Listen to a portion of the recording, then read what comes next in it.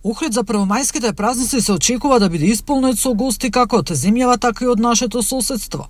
Градот забрзано се подготвува и за летната сезона. Новите авиолинии од Охридскиот аеродром се очекува да овозможат подобра поврзаност со европските и светските дестинации, што дополнително ќе го зголеми бројот на туристи. Секогаш сме зборувале дека Охрид мора да биде поврзан со останатите туристички центри, а ние како општина која што навистина тука ни е блиску и Охридскиот аеродром, мора тоа да го обезбедиме. Таквите линии кои што ги имаат самите авиопревозници мора да ги користиме и веќе ево оние линии кои што се воведени најново, плюс линии, треба да се трудиме да ги задржиме постојаните, нормално и оние кои што обезбедуваат нови дестинации, стигнување до нови дестинации. Според најавите, Охридскиот аеродром Свети Апостол Павле, кој не е реконструиран откако е изграден, ќе добие нова административна зграда и ќе се адаптира постојната терминална зграда.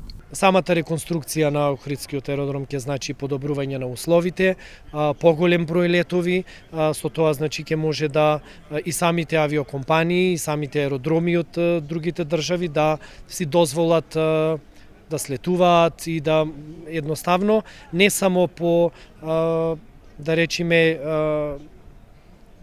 линија која што е по автопатите, знаејќи дека таа работа треба да се заврши, се надеваме што поскоро.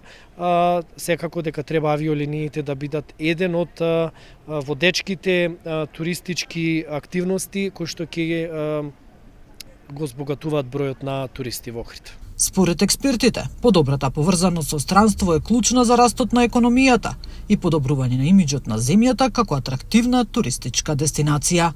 Нина Ритоновска, Сител телевизија.